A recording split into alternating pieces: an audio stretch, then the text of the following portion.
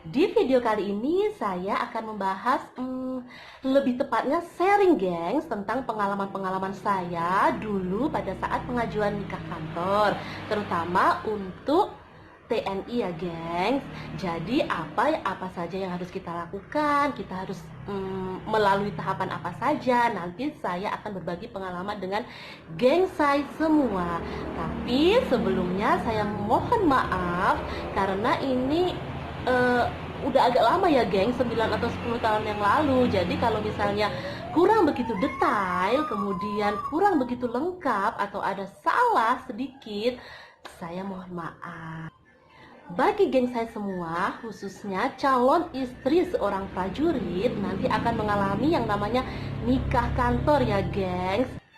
Selain banyak sekali dokumen-dokumen yang harus dipenuhi, geng saya semua harus melakukan serangkaian kegiatan atau serangkaian tes-tes yang harus dilakukan nanti sebagai calon istri prajurit. Ya, tesnya sih lumayan begitu menguras energi deg-degan kita ya gengs. Berasa mau melamar suatu pekerjaan gitu gengs. Tapi ini beda, ini melamar masa depan kita bersama abang loreng tercinta. So sweet gak gengs? Biasanya sebelum menghadap komandan, kita akan di briefing oleh pasangan-pasangan kita masing-masing. Biasanya sih ya, kita akan dikasih tahu sama pasangan kita hal apa yang harus kita lakukan, kita harus bagaimana, sikap kita harus bagaimana. Itu pastinya nanti akan dikasih tahu sebelumnya oleh pasangan kita. Saran dari saya itu nanti kalau misalnya geng saya semua menghadap komandan, ketika dikasih tes wawancara atau ditanyakan sesuatu, awalilah dengan kata siap.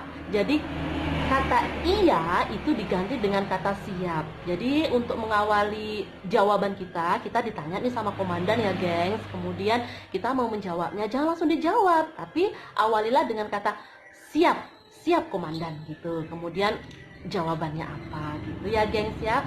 Menurut saya sih itu biar lebih sopan, kemudian lebih menghormati walaupun kita belum fix sepenuhnya menjadi anggota dari keluarga tentara sih gengs. Tapi menurut saya sih lebih sopan dan lebih lebih menghormati gitu aja ya gengs. Ini jangan sampai kelupaan, geng saya semua itu harus hafal ya NRP dari pasangan geng saya semua. Jadi kalau perlu nih gengs, untuk buka, jadiinlah itu semacam kunci untuk membuka layar telepon geng saya semua, biar geng saya nggak lupa sama NRP pasangan masing-masing gitu. Ini hal yang wajib ya gengs. Jadi hafalin NRP pasangan masing-masing, kemudian yang pasti harus hafal lah ya nama panjangnya, kemudian nama calon mertua gengs. Kalau bisa hafal itu sama kakek buyutnya. Enggak lah gengs, bercanda lah gengs. Yang jelas harus tahu nama dari kedua calon mertua geng saya semua, kemudian NRP dan pangkat dari calon pasangan geng saya semua. Tes-tes yang harus dilakukan itu biasanya setiap kota, antar kota satu dengan kota lainnya itu biasanya berbeda ya gengs. Tapi garis besarnya intinya itu sama. Sebelumnya urutan-urutan tesnya itu biasanya menyesuaikan ya gengs. Jadi tidak harus yang pertama itu yang saya sebutkan, itu tidak harus. Jadi yang pertama itu adalah tes kesehatan. Jadi tes kesehatan di sini gengs itu ada tes darah. Jadi tes darah itu ada tes HIV/AIDS, kemudian tes-tes yang lainnya. Jadi diambil darahnya ya gengs. Kemudian yang kedua itu ada tes urin gengs. Jadi tes urin disuruh pipis, kemudian pipisnya ditampung, kemudian nanti akan dilihat atau akan diperiksa urin kita, mungkin ya kan ada narkoba atau segala macam. Itu saya kurang begitu tahu ya gengs. Kemudian yang ketiga itu ada ronsen dan sebagainya. Jadi tesnya itu intinya dari atas, dari ujung rambut sampai ujung kaki gengs. Jadi dilihat mata kita, kemudian dilihat gigi kita, terus dilihat pokoknya dari atas kepala sampai ke ujung kaki ya gengs tesnya. Kemudian yang terakhir dari tes kesehatan itu adalah tes keperawanan, gengs. Aduh, deng.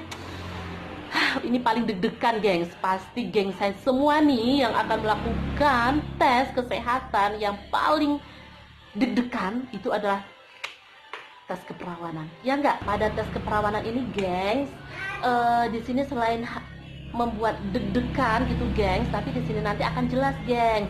Jadi kalau misalnya perawan, masih perawan atau sudah tidak perawan. Nah, kalau masih perawan ya pasti aman-aman aja lah, gengs, ya kan. Tapi kalau misalnya sudah tidak perawan, itu nanti akan terlihat, gengs. Jadi tidak perawannya itu disebabkan karena apa? Misalnya karena berhubungan seksual atau mungkin karena kecelakaan benda akibat benda-benda atau segala jenis macam itu akan terlihat ya, gengs. Terus misalnya robeknya selaput darah itu, robeknya itu sejauh mana robekannya itu pasti nanti akan terlihat di sini. Kemudian ini nanti yang memeriksa itu jangan khawatir, gengs. Yang memeriksa kalau saya dulu itu adalah perempuan, gengs. Tapi nanti kalau misalnya ternyata yang periksa itu dokter laki-laki, geng saya semua, kalau saya dengar dulu sih bisa kok kita request misalnya pengen yang periksa itu yang perempuan. Tapi kalau saya dulu yang periksa sih perempuan ya, geng. Jadi aman-aman aja. Nah, untuk tes keperawanan di sini mungkin geng saya semua masih bertanya-tanya gitu ya, gengs. Apakah harus dilihat, diterawang, diraba? Uang kali ya? Enggak, gengs. Jadi di sini nanti periksa keperawanan, tes keperawanan itu dengan cara jari si pemeriksa itu dimasukkan ke dalam anus atau dubur kita ya, gengs. Jadi nanti dimasukkan dalam dubur, kemudian nanti akan dilihat kelihatan di vaginanya gitu ya, di mispe-nya gitu ya, gengs. Terlihat apakah selaput darah masih utuh apa tidak. Yang jelas jari-jari pemeriksa ini nanti akan masuk ke dalam dubur anus atau anus kita. Rasanya gimana sih, gengs? Percaya, gengs, walaupun ini hanya jari, gengs, yang masuk anus atau dubur, tapi rasanya ya lumayan begitu, gengs. Ada suara anak ikut. Setelah tes kesehatan selesai, gengs saya semua nanti akan menghadap sama kepala kesehatan. Mohon maaf, saya pribadi agak-agak lupa ya, gengs. Yang jelas nanti akan menghadap komandan kepala kesehatannya. Nah, di situ nanti kita akan dipanggil berdua nih, gengs. Akan dipanggil gimana hasilnya. Misalnya tes keseluruhannya tadi, terutama tes keperawanan ya, gengs. Di sini nanti akan dikasih tahu pasangannya masih perawan ping-ping atau sudah nggak perawan. Di sini, gengs, saya sarankan ya, gengs, nanti sebelum ke jenjang yang lebih lanjut atau sebelum menjalani tes, geng saya semua jujur deh sama pasangan masing-masing ya, gengs. Terutama bukan di saat ya, terutama masih perawan apa enggak, itu tolong jujur. Karena kalau misalnya nggak jujur, ternyata geng saya itu, mohon maaf ya, ternyata geng saya misalnya sudah nggak perawan, daripada nantinya menimbulkan pertikaian yang aduhai menyeramkan kan, gengs. Jadi lebih baik jujur di awal. Tapi biasanya sih, gengs, kalau pacaran sama seorang prajurit itu di awal-awal pacaran atau setidaknya di pertengahan pacaran lah ya gitu, biasanya akan ditanya pasangannya itu masih perawan apa enggak. Jadi tujuannya sih ya untuk mengetahui lebih awal ya, gengs. Takutnya nanti pada saat tes kesehatan, tes keperawanan ternyata udah nggak perawan, kan bisa berapa ya, gengs. Kalau masih perawan sih aman-aman baik, gengs, aman dunia akhirat pokoknya, gengs. Tapi kalau misalnya udah nggak perawan, adidam. Oke, gengs, kita lanjut ke tahap selanjutnya, yaitu ada tes tentang kenegaraan, wawasan tentang NKRI deh, gengs. Jadi di sini nanti ada tes tulis dan tes wawancara. Nah, di sini nanti itu pertanyaannya itu ada tentang sejarah-sejarah NKRI, gengs. Jadi ada G30 SPKI, organisasi-organisasi yang ilegal. Kemudian, gengs, itu nanti ada pertanyaan tentang obat. Kemudian gengs, nanti ada pertanyaan tentang obat-obatan terlarang. Jadi gengs saya semua harus tahu nih jenis-jenis obat-obat terlarang yang dilarang di Indonesia. Setelah tes tulisnya selesai, itu nanti gengs saya semua akan melakukan tes wawancara. Biasanya tes wawancara ini isinya juga hampir sama dengan tes yang tulis tadi. Jadi di sini tes tulisnya itu IC ya gengs, bukan multiple choice gengs. Jadi gengs saya semua bisa mempelajarinya dari pelajaran-pelajaran dulu SMP atau SMA. Untuk tes selanjutnya yaitu tes keagamaan gengs. Jadi di sini sesuai dengan agama masing-masing ya gengs. Nanti ada tes tulis sama seperti sebelumnya, kemudian ada tes wawancara. Nah di sini nanti kalau sudah selesai tes tulis nih gengs, nanti gengs semua bersama pasangannya itu akan menghadap sama kepala rohaninya gengs. Jadi di situ nanti sama komandan, sama kepala rohaninya, sama beliau itu akan diwawancarai. Biasanya setiap pasangan itu beda-beda gengs. Ada yang wawancaranya itu si cowoknya itu disuruh untuk sholat, untuk memperagakan sholat sunat. Kemudian si ceweknya gitu juga, ada yang cowoknya aja. Kemudian ada yang disuruh untuk membacakan doa-doa. Kalau pengalaman kami dulu, ini alhamdulillah sangat dipermudah dan sangat dipelancar gengs. Jadi kami dulu sama komandan itu hanya ditanya gengs, jika kalian kira-kira begini gengs, jika kalian berdua nanti sudah berumah tangga, kemudian kalian nanti tidak diberikan keturunan, apa yang kalian harapkan dari pasangan masing-masing? Kemudian kami ditanya tuh, disuruh jawab satu-satu nih gengs.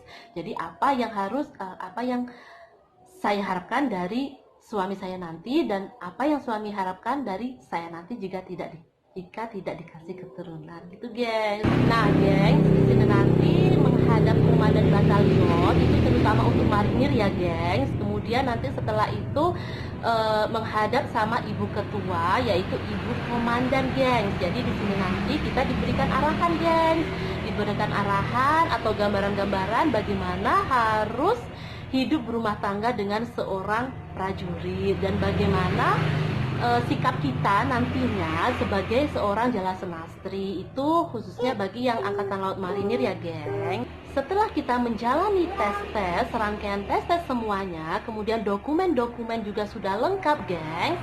Nah di sini kita lanjutkan ke KUA. Jadi kita mengurus dokumen di KUA. Habis itu udah deh geng, tungnak nungkleng deh, kita nikah secara agama dan negara geng. Demikianlah geng serangkaian tes-tes yang harus kita lakukan. Kemudian di sini saya hanya menyarankan gengs, nanti hadapilah, jalanilah dengan rileks, jangan terlalu bimbang, jangan terlalu jangan terlalu panik, jangan terlalu tremor guys. Jadi rileks, santai, yang penting kita berdoa biar kita diberikan kelancaran dan kemudahan dalam menjalani tes-tes, serangkaian tes-tes di kantor. Tetap semangat, tetap tersenyum, tetap rendah hati untuk seluruh calon istri dari abdi negara, calon istri seorang prajurit. Oke, semoga informasi ini bermanfaat buat geng saya semua, dan semoga menjadi masukan-masukan buat geng saya semuanya. Dan saya doakan semoga lancar-lancar pengajuan nikahnya, semoga prosesnya cepat selesai. Salam semangat buat semuanya. Wassalamualaikum warahmatullahi wabarakatuh. Bye-bye.